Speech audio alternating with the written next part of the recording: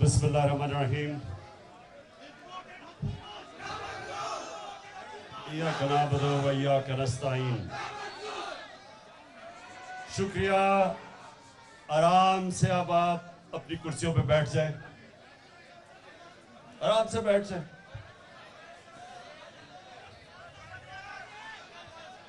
सबसे पहले जयप्रकाश, मैं आपका शुक्रिया अदा करता हूं कि आपकी और आपकी टीम ने आज ये अपनी अक़लियत बरादरों और उनके रहनुमाओं को यहाँ बुलाया और हम थोड़ी खामोशी बैठ जाए।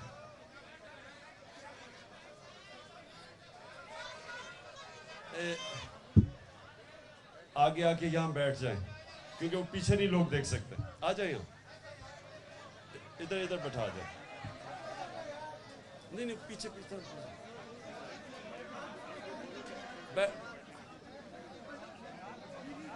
बस यहाँ बैठ जाए जी, बस बैठ जाए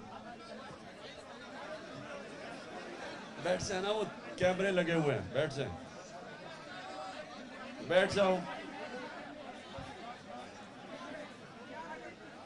थोड़ा पीछे हो जाओ, दरवाजा पीछे हो जाओ। आराम से। मुसलमान किसी को करना, ये तो अल्लाह का तोहफा है कि अगर वो किसी को ईमान देना चाहता या नहीं, तो ये बिल्कुल मैं पूरी तरह हम अपने दीन के ऊपर चलते हुए इसकी मुखालफत करेंगे जो ज़बरदस्ती लड़कियों को मुसलमान किया जाता है।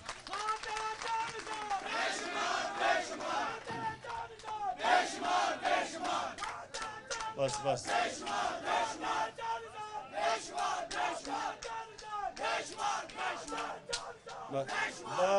अच्छा, अब आ गया एक और इशू, और वो सिर्फ हमारी अक़लियतों के लिए नहीं है, वो हर पाकिस्तान के कमजोर तबके के लिए है।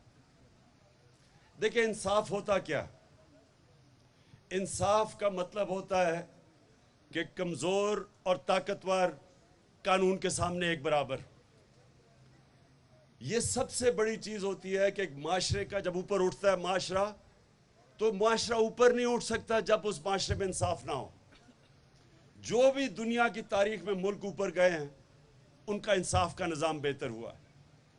बल्कि हमारे एक बहुत बड़ा मुसलमानों का आलिम इब्न खालदून, वो कहता है कि मेरा सारा जो तज्जिया है कुरान का, उसके बाद मैं एक नतीजे पे आया हूं कि अल्लाह ने इंसान को दुनिया में भेजा ही एक वजह से है, इंसाफ कायम करने के लिए। जानवरों के माशरे में इंसाफ नहीं होता, वह माइट इज राइट है। जो ताकतवर है वो कानून से ऊपर है, जो कमजोर है उसको कोई पूछता नहीं है, उसको इंसाफ नहीं मिलता। इंसानी माशरा होता ही तब है जब उसमें इंसानियत हो और उसमें इंसाफ हो। मैंने जब आज से 26 साल पहले अपनी पार्टी शुरू की थी तो उसका नाम रखा था इंसाफ की तहरीक। मैं ये समझता हूं कि इस जद्दोजहद में हम सबको शामिल होना चाहिए। मैं अपनी सारी कौम को शामिल इसलिए कर रहा हूं कि ये हमारा मुल्क आगे नहीं बढ़ेगा जब तक यहाँ इंसाफ ना हो। इंसाफ का मतलब होता है rights, human rights. Human right क्या होता है कि हर इंसान के हकूक होते हैं, चाहे वो कमजोर है, चाहे ताकतवर, चाहे अमीर या गरीब। जब तक माशरे में इंसाफ की वजह से लोगों को राइट्स नहीं मिलते, एक माशरे का जो पोटेंशियल होता है, माशरे की परवाज ऊपर नहीं जा सकती। मदीना की रियासत में मैं मिसाल इसलिए देता हूं कि वहां ऐसा जबरदस्त इंसाफ का निज़ाम था कि वो लोग जिनकी हैसियत ही कोई नहीं थी, उन्होंने चंद सालों के अंदर दुनिया की 2 सुपर पावर्स उनके सामने घुटने टेक गई, क्योंकि उन्होंने ऐसा जबरदस्त इंसाफ का निज़ाम बनाया था कि जो मुसलमान भी नहीं थे वो उस रियासत का हिस्सा बनना चाहते थे, क्योंकि उनको उनकी रियासत का इंसाफ का निज़ाम तहफ़्फ़ुज़ देता था। और जब आपको इंसाफ मिलता है और आपके हकूक की हिफाजत करता है एक निज़ाम, तो वो माशरा ऊपर चला जाता है। तो हमारी जो जंग है आज, वो है इंसाफ लेने के लिए।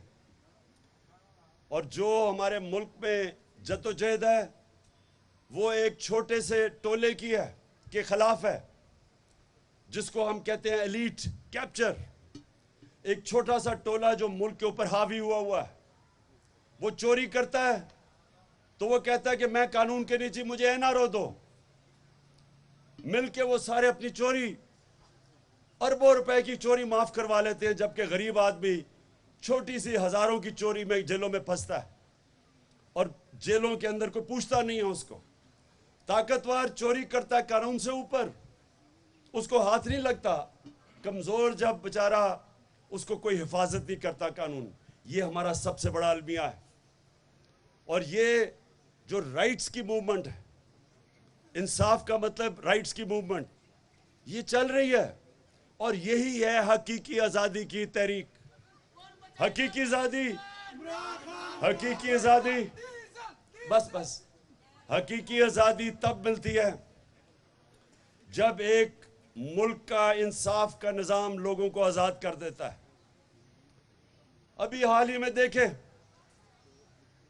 एक उसको ARY का न्यूज एडिटर, सोचे न्यूज एडिटर के घर में, अमाद यूसुफ के घर में सुबह के 2 बजे पुलिस घुस जाती है।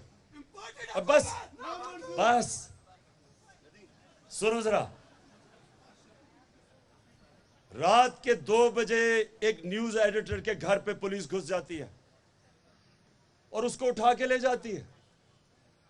और उसकी बेटी, वो कहते हैं बेटी शौक में थी कि कौन किस घर के अंदर इस तरह का कोई आके किसी को उठा के ले जाए। किसी मुहज़्ज़ब माशरे में नहीं ऐसे होता। अभी वो शहबाज गिल के ड्राइवर की बीवी को उठा लिया, उसकी छोटी सी बेटी, कोई फिक्र नहीं की कि वो बेचारी उसके ऊपर क्या गुजरेगी। एक मिनट सुने, बात यह है कि जब एक मुल्क के अंदर इंसाफ का निजाम नहीं चल रहा होता, वो लोगों की हिफाजत नहीं करता, ताकतवर जो मर्जी कर लेता है, जिसकी लाठी उसकी भैंस, जंगल का कानून। ये है हम सब की स्ट्रगल। मैं इंशाअल्लाह परसों 13 तारीख को लाहौर के अंदर हॉकी स्टेडियम में पाकिस्तान की हकीकी आज़ादी का हम जलसा भी करेंगे, जश्न भी बनाएंगे और अपनी कौम को बताएंगे कि हकीकी आज़ादी लेते कैसे, हकीकी आज़ादी होती क्या।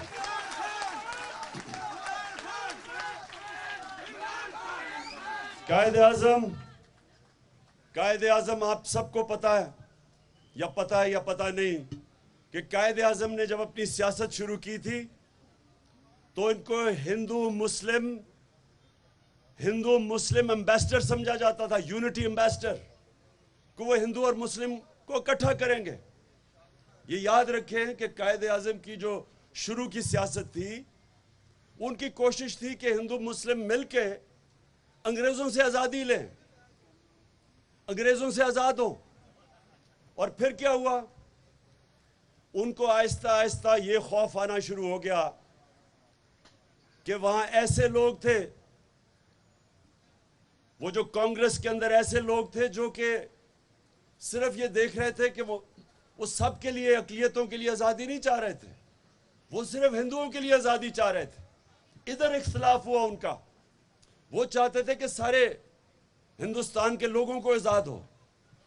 तो उनको खौफ आना शुरू हो गया कि अंग्रेज की आज़ाद गुलामी के बाद हम हिंदू की गुलामी में चले जाएंगे। इसलिए उन्होंने आज़ादी की स्ट्रगल की थी और पाकिस्तान बनाना है, इसलिए पाकिस्तान मूवमेंट में शिरकत किए थे।